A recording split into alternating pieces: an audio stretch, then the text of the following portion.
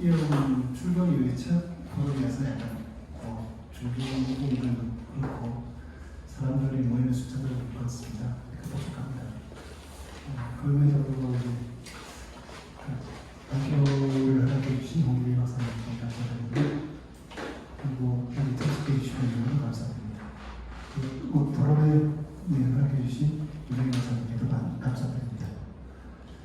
지금부터 이번 주와 다음 주에 걸쳐서 2주간에 걸쳐서 포스트 코로나 복지국가를 넘어서라고 하는 주제 제목하에 이후에 코로나가 어떤 위기 속에서 우리가 어떤 사회를 좀 만들어갈 것인가라고 하는 그걸 좀 모색해보는 그런 시간을 좀 갖고자 했습니다. 그래서 2주에 걸쳐서 진행을 할 예정이고요. 오늘 발표와 토론에 이어서 다음 주에는 오늘 토론은 거의 결산하는 그런 자리이기도 하겠죠. 그래서 다음 주에는 김동철 선생님 모시고 토론을 진행할 수 있도록 하겠고요. 오늘은 이렇게 첫 번째 토론을 진행할 수 있도록 그렇게 하겠습니다. 사회경 발표를 맡게 된 저는 정책연구소위원회 소장을 맡고 있는 김종원입니다.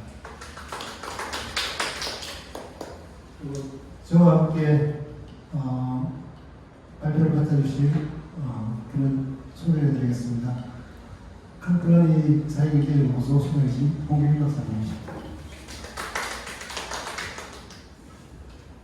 나중에 토론을 하게 되면 윤석희 박사님 다시 소개할 수 있도록 하겠습니다. 저희 연구소 이사장님이신 김동철 선생님 와 계신가요? 한 말씀 해주시죠. 그러면 지금부터 그럼 진행할 수 있도록 그렇게 하겠습니다.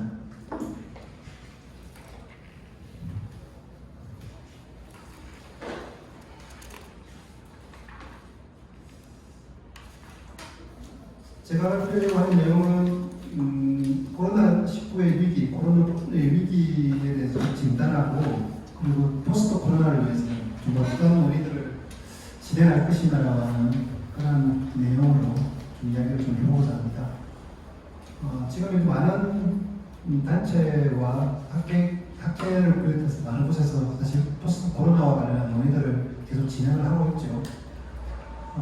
저희도 이제 그런 일환이긴 한데 좀 다른 이야기들을 해볼 수 없을까라고 하는 그런 좀 고민을 좀 했었고요. 그런 고민하에 이 포럼을 진행하게 됐고 저도 이제 그런 연장선에서 발표를 하고자 합니다.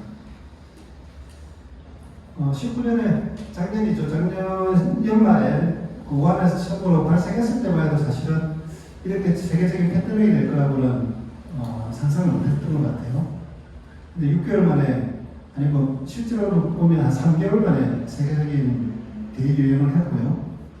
그런데 그 대유행과 더불어서 수많은 사람들이 죽었습니다. 32만 명 정도의 확진자가 사망한 걸로 나와 있는데요.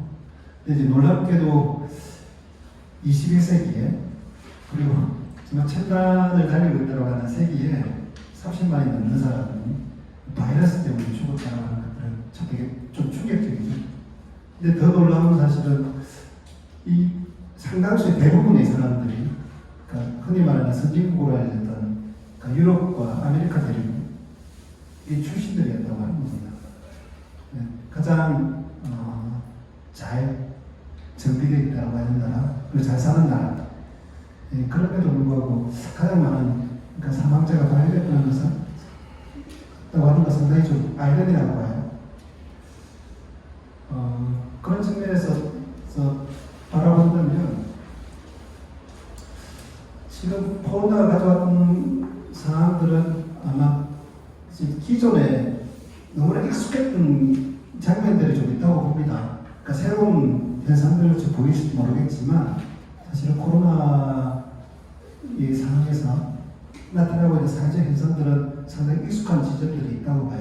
근데 단지 그게 눈에 잘 보이지 않다가 혹은 나의 개인의 문제가 아니다가 사회적 수준으로 이제 딱 나타나니까 이제 내 개인의 문제이자 전체적인 문제, 그러니까 사회적 문제가 됐다라고 좀 보여집니다. 그런 측면에서 바라본다면 친숙했던, 어떻게 보면 되게 익숙한 그러니까 질병인데 이게 되게 이제 낯설게 느껴지는 형태라고 보여줄 수 있을 것 같고요.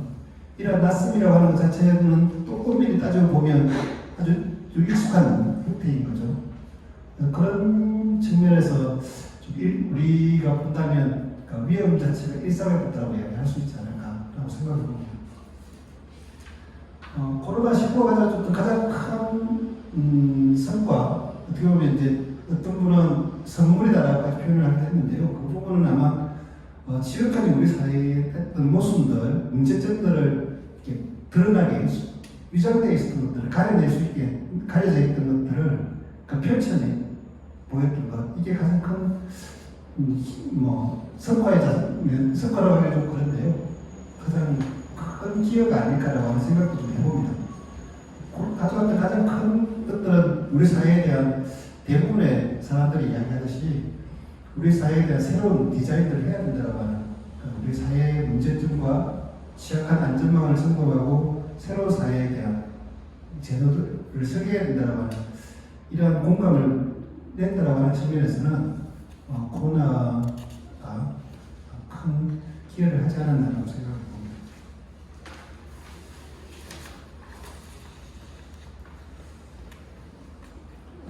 이런 코로나의 발발을 두고 이제 많은 이야기들이 있는데 첫 번째로 이야기되고 있는 건 아마 보건의 위기로 나타났던 이러한 코로나가 실제로 왜 발생하게 되었는가라고 하는 이야기를 할 수 있을 것 같아요. 근데 대부분의 청년들을 바라본다면 많은 공감을 가는 이야기 자체는 그 자연이 그 사회가 자연의 평균을 계속해서 이제 확장해 가면서 자연과 인간이 가지고 있었던 경계들이 사라졌던 것, 그리고 수많은 이제 동물들과의 서식지조차도 이제 제대로 보장해주지 못하면서 그러한 경계 자체가 사라졌던 것, 이게 이제 코로나를 가져왔던 가장 큰 원인 중에 하나다라고 이야기하는 사람들이 많습니다. 실제로 이제 코로나도 천상갑으로부터 비롯된 이런 이야기를 하긴 했죠. 그리고 코로나 이전에 코로나 또 다른 신종 코로나 이전에 코로나 바이러스라고 이야기할 수 있는 사스나 메르스도 사실은 박쥐로부터 전해됐다고 하는 그런 이야기들도 있습니다. 하물며 이제 이야기들 중에는 전염병의 75% 정도가 야생동물로 비롯되었다고 하는 그런 이야기가 있어요. 이런 측면들은 그 자연을 끊임없이 이제 파괴하고 실제 자연을 착취했던 이런 사회의 확장 자체가 이러한 생태적인 문제까지 불러일으켰다라고 이야기를 할 수 있을 것 같아요. 이런 측면에서 바라본다면 인정해 줄 수도 있겠지만 그럼에도 불구하고 또 하나는 이러한 이제 생태적 위기 자체를 지나치게 과장하는 경향도 좀 있는 것 같습니다. 그러니까 마치 이제 사회 질병 자체의 모든 문제점들을 코로나 팬데믹에서도 나타나듯이 이러한 문제점 자체를 그 생태적인 위기의 산물로서만 인식하려고 하는 경향들인 거죠. 그래서 이런 좀 반응주의들도 많이 이야기되고 있지 않냐. 그래서 일부 생태학자들에게 있어서는 이런 부분이 좀 더 크게 작동하고 있는 것 같아요. 나중에 되면 이제 기후 문제도 다시 또 불거지게 될 건데, 기후 문제도 역시 이제 생태적 문제이죠. 근데 이런 기후 문제조차도 이제 사실 사회적 문제와 연루되어 있는 게 있습니다. 그런데 생태적인 문제만 이야기한다고 한다면 사회적인 문제, 코로나에서 나타났던 사회적 문제를 좀 바라보기는 좀 힘들 것 같아요. 근데 이제 코로나만 바라보더라도 출발한 생태적인 문제로부터 출발했다고 하지만 자연으로부터 그럼에도 불구하고 이렇게 확대되고 수많은 이제 사망자와 확진자들이 늘어나게 된 이 배경에는 진료의 부에 따른 진료라고 하는 문제와 의료의 공공체계가 무너졌다고 하는 이런 사회적 문제도 여전히 남아있다고 봅니다. 그리고 이제 실제로 가난한 지역에 있는 사람들이 덜 가난한 지역에 있는 사람들보다 더 많이 죽었다고 하는 이러한 통계적 보고도 이러한 의료적 불평등의 문제에서 비롯되는 코로나의 영향들을 이룰 수 있다고 말해봐요. 그런 측면에서 본다면 이런 팬데믹 자체의 문제를 생태적인 문제로 환원하는 것들은 적절하지 않은 일이라고 볼 수 있을 것 같습니다. 또 이제 이런 이제 보건 위기가 쭉 진행되다 보니까 이제 이걸 차단하기 위한 막기 위한 방법들을 강구하기 시작했죠. 근데 그게 이제 이동을 차단하는 거였다 봅니다. 봉쇄 정책인 거죠. 근데 봉쇄 정책을 취하고 보니까 이제 문제가 발생하는 건 국제적 공급 체인들이 또 있었던 거죠. 근데 공급 체인이 작동을 하지 않습니다. 그리고 이동을 또 차단하니까 사람들에게서는 소비, 부분도 진행되지 않습니다. 그 실물 경제가 작동하지 않는 거죠. 하락할 수밖에 없고, 이런 이제 실물 경제가 하락하니까 금융 시장이 이제 불안을 느끼기 시작합니다.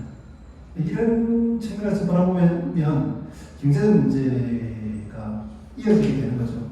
그러니까 경제적 위기로 이어졌는데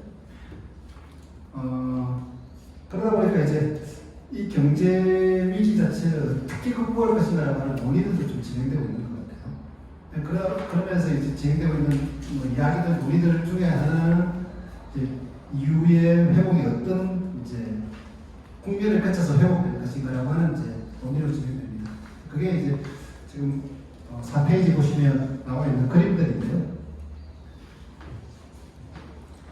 이제 어떤 모형이 될 것인가 라고 이야기하는 게 이제 뭐 Z 모형이니 혹은 V 모형이니 U 모형, 그 다음에 W, L형, 나이키 모형까지 다양한 이야기들을 좀 하고 있습니다. Z 모형 같은 경우는 하반기에는 혹은 이제 다시 회복을 위한 경제적 진전들을 이루기 시작하면 쉽게 빨리 회복될 것이다라고 하는 이런 희망적인 것들이 섞여져 있는 거죠. V도 역시 마찬가지로 일시적인 침체 정도로 표현하고 있습니다. 근데 이제 U 모형과 나이키 모형으로 가게 되면 침체나 경제적 경기 후퇴가 장기화되는 거죠. 이런 국면들보다 더 우리가 알고 있는 것은 W 모형과 이제 L 모형이라고 이야기를 하고 있습니다. W 모형은 이제 2차 팬데믹이 오거나 하게 되면 다시 또 침체기가 드러나게 될 거라고 하는 것이고, L 모형 같은 경우 훨씬 더 기관적이죠. 아예 이제 장기 침체 과정을 하게 될 거다라고 하는 이런 모형들을 이야기하고 있는데, 제가 말씀드리고 싶은 건 이제 모형의 문제는 아니라고요. 누구도 지금 이제 어떻게 회복될 것이다라고 하는 걸 장담하는 사람도 없습니다. 그리고 그렇게 될 것이라고 하는 확신도 없죠. 단지 이제 이러한 모형들을 제시하는 것은 얼마나 영향이 클 것이다라고 하는 것에 대한 일시적인 시각적인 효과를 주는 데 지나지 않다고 봅니다. 그리고 그렇다고 해서 이런 모형들은 또 되지도 않을 거라고 봅니다. 단지 이제 결과가 혹시라도 나오게 되면 그 중에서 어떤 모형이 서리라라고 이야기하는 정도인 거죠. 근데 그런 측면에서 바라본다면 실제로 이러한 논의 자체는 크다는 효과는 없다고 보여집니다. 현재의 위기를 진단하는 데 있어서 오히려 좀 주목해야 될 지점들은 이제 노동시장이라고 봐요. 그러니까 노동시장이 경제 위기가 얼마나 심각한지를 보여줬던 걸 바로 나타나게 됐는데요.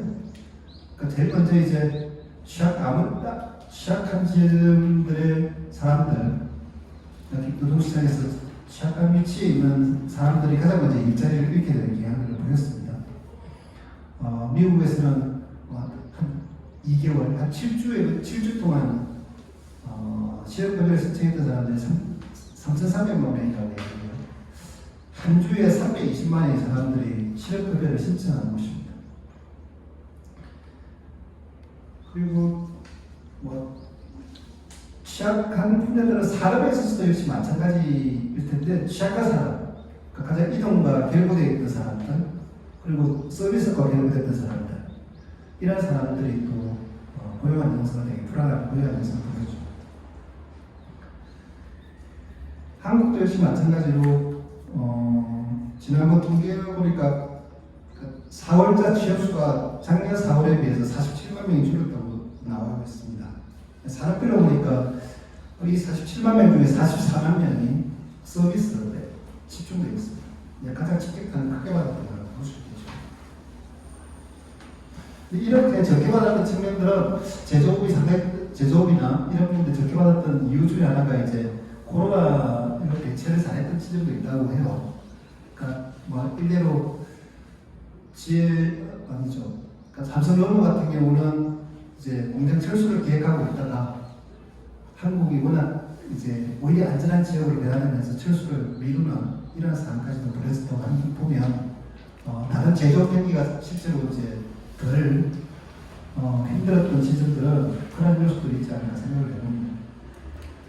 그럼에도 불구하고 어쨌든 전 세계적으로 바라본다면 실업 자체가 크게 늘어났던 건 낮고 그래서 이탈리아나 스페인, 특히 심하게 이게 몸살을 앓았던 이런 이제 남부 유럽의 나라들 같은 경우는 기업에 대해서 적극적으로 지원하는 그런 지원을 받는 기업들은 고용을 유지해야 된다는 이런 조건을 내걸게 됐습니다.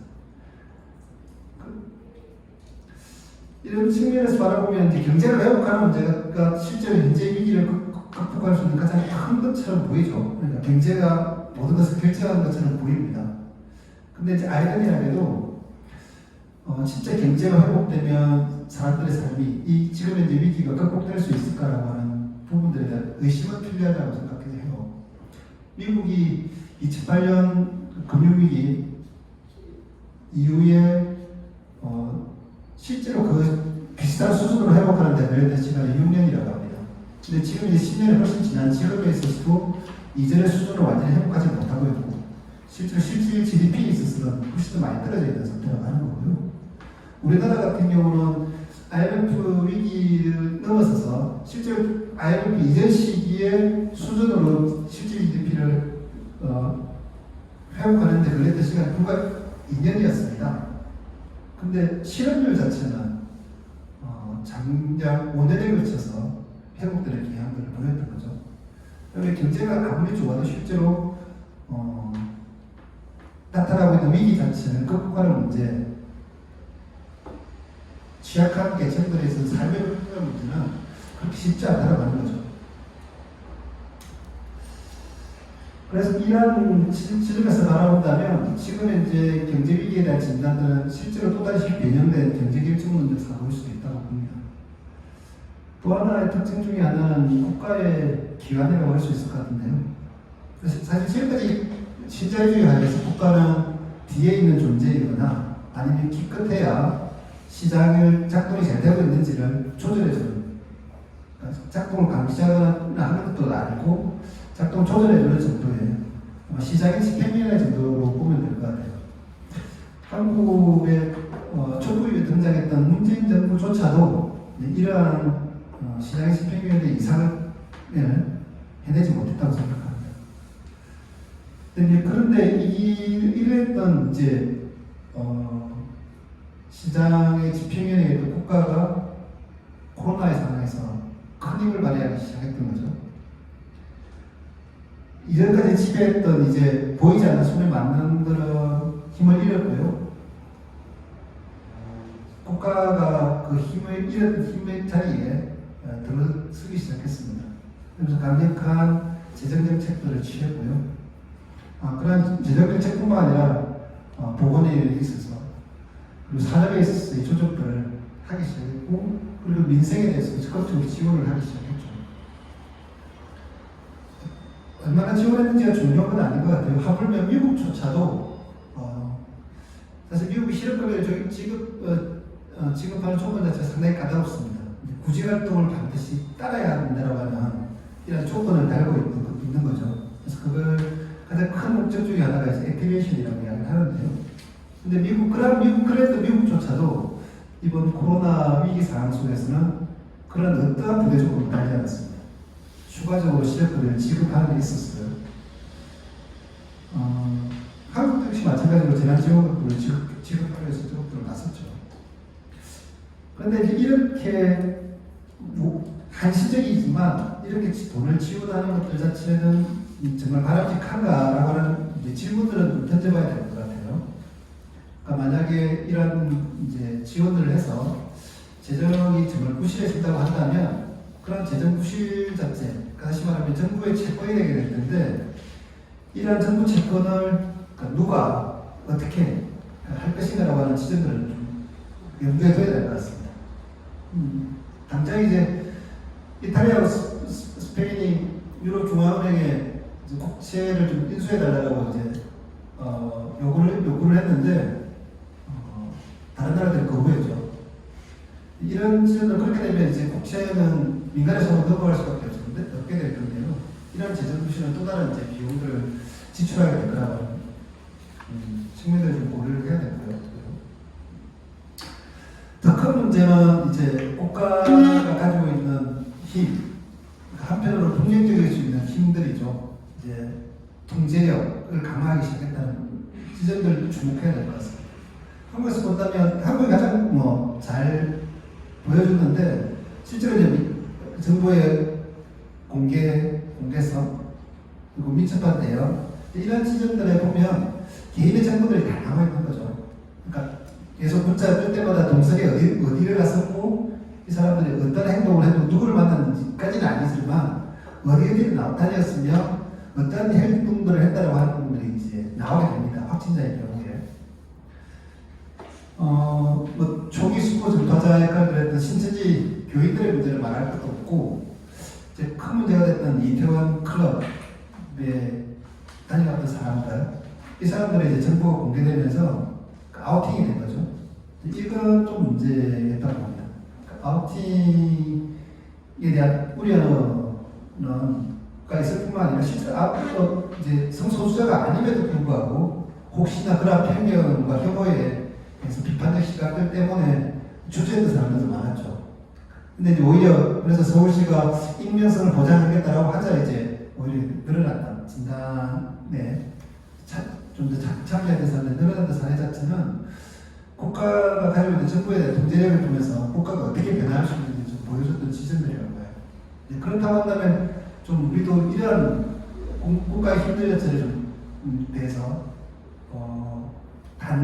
단지 반역의 측면에서만 볼 것이 아니라 이러한 강력해지는 통제력 자체, 정보적 통제까지 가능한 이런 통제 자체가 나중에 정상화돼서 재난 상황이 아닌 위기 상황이 아닌 정상적인 상황에서 여전히 발휘한다고 한다면 이건 아마 빅브라더의 문제로 전환될 거라고 생각합니다. 이제 그런 이제 갈림길에 서 있다고 좀 볼 수 있을 것 같고요. 또 하나는 의사 자체 보여줬던 것 중에 하나는 얼마나 취약한지를 보여줬던 그러니까 언제든지 좀 깨질 수 있는 위험성이 있는 유리사회라고 봅니다. 지금까지 우리 사회를 지배했던 가장 큰 신자유주의적인 상황 내에서 지배했던 가장 큰 흐름들 중에 하나가 이제 프라이버티즘이죠. 개인의 사유를 절대화하는 것, 개인의 자유와 부의 축적, 무한한 부의 축적 자체가 보장되는 것, 다른 사람에 대한 고려를 전혀 하지 않는 이런 형태의 프라이버티즘이었다고 한다면 또 다른 측면들은 이제 국가주의적 사고인 것 같아요. 국가가 어떤 것들든지 변화를 위해서 사회의 응집성을 높이기 위한 유리사회를 극복하기 위한 이런 조치를 이제 국가가 좀 나서야 된다는 이런 이야기들이 존재하고 있는 거죠. 최근에 논의 중에 하나는 그런 측면에서 논의 중에 하나는 이제 강력한 복지국가를 원한다라고 하는 논의라고 할 수 있을 것 같은데요. 근데 이제 지금 상황, 그러니까 사실 국가와 시장과 사회의 관계 속에서 시장과 국가의 특마군에서 시민사회가 상당히 힘을 잃었죠. 그러니까 이런 상황 속에서는 국가가 제 역할을 좀 더 하는 것이 맞다고 봅니다. 국가의 역할을 높이는 것이. 근데 좀 우려가 되는 거죠. 이렇게 국가에 모든 것을 좀 맡겨놓는 것 자체가 맞냐. 실제로 만약에 이렇게 국가가 강화된다고 한다면 나중에 다시 또 이제 시장과 국가의 결합을 통한 일단 시장 중심의 복지국가, 시장 복지국가로 가는 것이 맞는 거냐? 그게 아니라면 실제 국가와 이제 시민사회가 손잡고 실제 협치의 국가, 민주주의 철저에 의한 이런 복지국가를 가는 것이 맞는 거냐? 이런 데 대한 고민들은 좀 필요하리라고 생각하고요. 더 나아가서는 또 다른 형태의 이 복지국가, 사회가 중심이 되어 있는 이런 복지국가를 적극적으로 고려해야 되지 않느냐라고 하는 그런 고민도 좀 듭니다. 그래서 누가 주도할 것인가라고 하는 문제 되게 중요한데 시장이냐 국가냐의 두 가지 이짓은다.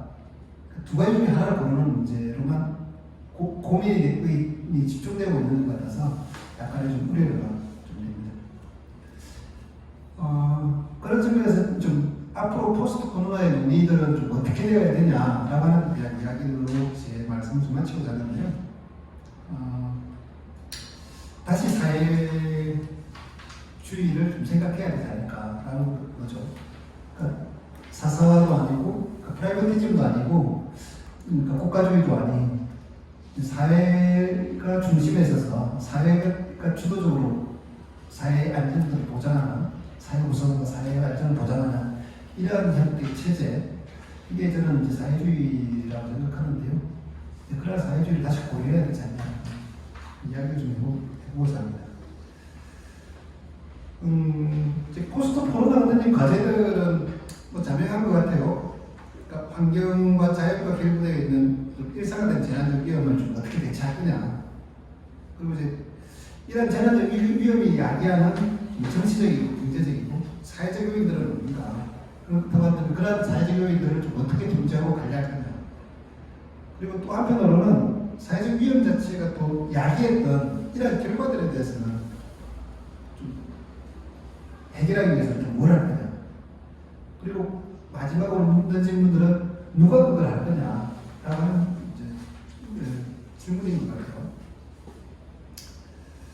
지금 위기 앞에서 이야기했지만 위기는 뭐 생태적 위기이자 동시에 이제 정치적 경제적 위기라고 볼 수 있는데 그렇다고 하는 측면에서 바라보면 이제 생태적 사고는 상당히 필요하다고 봅니다. 그러니까 자연과 사회를 분리된 존재를 바라보지 않는 사고, 그러니까 자연 속에 인간이 존재한다라고 하는 인간이 자연의 존재라고 하는 이러한 식들은 필요하다는 거죠. 근데 그럼에도 불구하고 이제 생태가능으로 기계될 필요는 없다고 보여지고요. 그리고 이제 위기를 극복할 수 있는 가장 장기적인 힘 자체는 뭐 사회에 있다고 생각해요. 국가가 뭔가를 국가 정책들을 통해서 하는 것들도 중요하지만 사회 스스로가 자생력을 갖고 해결할 수 있는 힘들을 갖는 것. 그런 측면에서 바라본다면 카르 폴라니가 얘기했던 사회 자기조정이라고 하는 이야기들은 좀 의미심장하다고 봅니다. 근데 이게 이제 사실 사회 자기조정이 있어서 정화된다라고 하는 의미는 아닐 거예요. 그래서 폴라니의 또 다른 이야기들은 이제 이중운동인 거죠. 진짜가 어디로 움직일 것인가라고 하는 지점에서 나오는 운동인데 운동은 또 역시 마찬가지 힘과 관련되어 있다고 보여지고요. 그러면 이제 어떠한 힘은 누가 힘을 가질 것인가, 어떠한 힘이니까 사회를 다른 사회로 끌고 가는 그런 힘들은 무언가라고 하는 질문들을 던져야 되는데 거기에 저는 시장 권력이나 국가 권력이 아니라 사회 권력의 문제라고 하는 거고 앞으로 포스트 코로나에 있어서 가장 핵심적 논의 중에 하나도 바로 사회 권력을 어떻게 강화할 것인가 하는 문제라고 봅니다. 사회 권력을 강화하는 문제는 결국 다시 말하면 사회 권력과 시정과의 관계를 어떻게 바라볼 것이고 사회 권력과 이제 국가의 관계를 어떻게 설정할 것인가 하는 문제라는 거죠. 사회 권력과 국가의 문제는 결국은 이제 민주주의 문제일 수밖에 없다고 생각이 들고요. 그런 측면에서 포스트 코로나는 이제 민주주의 문제를 어떻게 이야기할 것인가라고 하는 기계돼야 된다고 봅니다. 또 한편으로 시장과의 관계의 문제를 좀 보지 않을 수 없는데요. 시장과의 관계의 문제를 본다면 시장에서 가장 큰 중요한 것들은 그러니까 자원, 유한한 한정되어 있는 자원 자체를 누가 그리고 통제할 것인가라고 하는 문제이고 또 한편으로 어떻게 배분할 것인가라고 하는 문제라고 봅니다. 거기에 누가 힘을 가지겠어요? 시장 스스로가 힘을 갖고 그런 자원을 통제하게 만들어줄 것인가? 아니면 그런 시장이 아니라 사회가 통제권을 갖고 시장을 통해서 그런 것들이 시장 속에서 그런 것들이 그나마 보장되게 할 것인가라고 하는 논의들이 필요하다는 거죠. 또 하나 이야기하고 싶은 건 이제 의동 시장에서 취약성에 생각하듯이 이야기하듯이 노동의 문제를 이야기하지 않을 수 없는데요. 근데 이제 지금까지 복지국가 논쟁을 바라본다면, 그러니까 복지는 생산의 국가, 복지국가였다고 보면 생산 노동의 국가, 복지국가. 제가 이제 그런 부분에서 월크페어, 웰페어 스테이트라고 이야기할 수 있을 것 같은데, 이전에 복지의 국가를 바라보면 워페어에서 그 웰페어로 바뀌었다고 이야기하고, 그게 이제 복지국가를 만들어내는데 사회권의 문제가 결국에 있었던 거죠. 근데 그런 사회권을, 인간의 사람다운 삶, 사회권을 보장하는 문제에 있어서 가장 핵심적인 설계 기준들은 노동의 동안 복지였다고 봐요. 근데 이러한 이제 워크페어 스테이트 같은 경우는 이반 클리치가 얘기했던 그림자 노동의 문제를 해결하지 못한다고 봅니다. 이반 클리치 같은 경우는 노동을 세 가지로 나눴습니다. 하나는 이제 무보수지만 자기 충족적인 생산 활동이라고 할 수 있는 자금 노동, 일종의 월커죠. 그리고 보수를 받지만 자기 자신을 위해서가 아니라 상품 생산을 위해서 수행하는 임금 노동. 그리고 무보수이면서 생산에도 아무런 기여도 없지만 이러한 사람들, 이러한 임금 노동을 위해서 존재하는 노동, 그림자 노동이라고 불렀습니다. 이 세 가지 노동을 구성된다고 보는 거죠. 그래서 자본주의 사회가 발전할수록 이제 자본 노동 자체가 임금 노동과 그리고 그림자 노동으로 분화됐다고 바라보고 있습니다. 그리고 실제로 워크페어 스테이트는 이런 지점에서 바라볼 때 이런 노동 자체를 레이버의 영역에서, 임금 노동의 영역에서 독지를 구축하려고 했던 것 같아요. 그래서 실제로 보석되지 않을 수 있는, 포착되지 않는 다양한 노동의 형태들을 노동 안전망 속에, 그러니까 레이버 임금 노동 안전망 속에 집어넣으려고 했던 거죠. 그래서 노조나 노동법이나 그리고 노동자들에게 주어졌던 여러 가지 사회보험들 자체도 그런 워크페어 사고이자 성과라고 봅니다. 근데 현재는 바라보면 그럼에도 불구하고 이제 그림자 노동 문제는 해결되지 않는 거죠.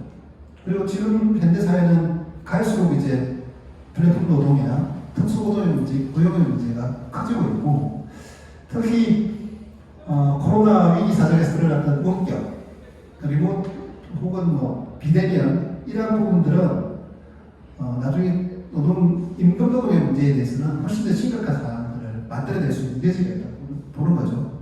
근데 그런 경우에 워크페어 스테이트 자체가 그런 불안정한 상황들을 안전하게 안전망을 만들어줄 수 있을 것인가. 그런 측면에서 바라본다면 좀 약간 회의적입니다. 그래서 제 생각은 그렇다고 한다면 이제 다른 사고가 필요하지 않는 노동에 대한 다른 사고. 다시 돌아가는 거죠. 그러니까 레이버와 이반 클리치가 얘기하는 세 가지 노동 자체를 노동이라고, 일이라고 하는, 월크라고 하는 영역으로 다시 되돌리고 일하는 사람들 전체를 위한 이러한 복지 체계를 만들어야 된다고 바라봅니다. 최근에 이제 한국 사회에서 논의되고 있는 것 중에 하나가 이제 전국민 고용보험제 이야기가 좀 많이 나오는데요. 사실 전국민 고용보험제도 그런 부분들이라고 볼 수 있을 것 같아요. 임금 노동에 포착되지 않는 임금 노동의 사람들, 그리고 그림자 노동, 아예 포착될 수조차 없는 그림자 노동을 수행하는 사람들에 대한 안정적인 보장만, 이런 논의들도 사실 그렇게 볼 수 있지 않나 생각을 좀 해보고 있고요. 끝으로 이야기하고 싶은 건 이제 우리에게 필요한 연대의 형태에 대한 이야기를 좀 해보고자 합니다. 저는 여기서 이제 마르크스가 얘기했던 사회적이라고 하는 의미와 디르킴이 이야기했던 유기적이라고 하는 이런 용어들의 의미를 좀 잘 살려야 된다고 생각하는데요. 이 부분들은 마르크스가 이야기했던 사회적이라고 하는 의미와 디르킴이 이야기했던 유기적이라고 하는 의미 공통된 지점들은 저는 이제 인간이 더 이상 혼자서 살고 있는 존재가 아니라 상호의존적인, 사회적 관계조차도 상호의존적이라고 하는 겁니다.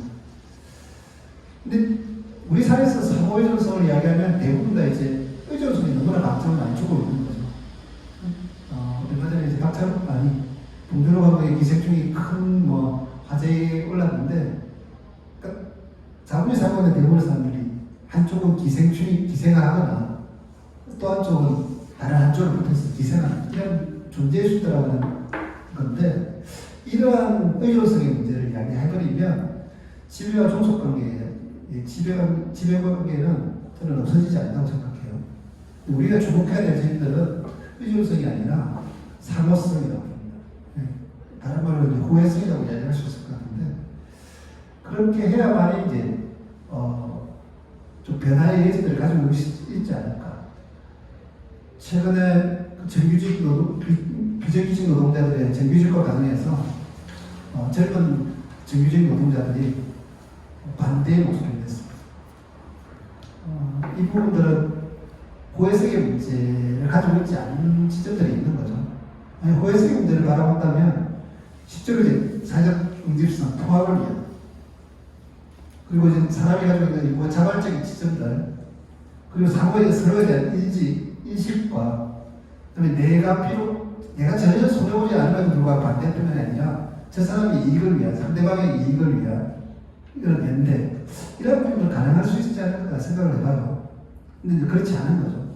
이게 우리 사회가 취하고 있는 의존성에 대한 잘못된 인식, 그리고 이제 지배와 종속이라고 하는 이런 관계 속에서 벗어나지 못했던 문제가 아닐까. 그러면 새로운 사회에 대한 제도적 설계를 하는 데 있어서 중요한 부분은 이런 고려들을 좀 해야 되지 않을까라는 생각을 해봅니다. 그래 우리가 원하는 좀 새로운 사회제도, 새로운 국가, 체제, 혹은 변화가서 새로운 사회체제를 만들 수 있지 않을까. 그래서 그런 논의들 자체를 가지고 진행을 해야 되지 않을까라는 게 제 이야기입니다. 제 말씀을 마치겠습니다.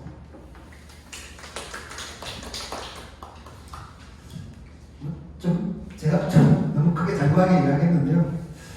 좀 더 다른 이야기들은 홍기미 소장께서 좀 더 다른 이야기를 좀 해줄 수 있지 않을까 생각합니다.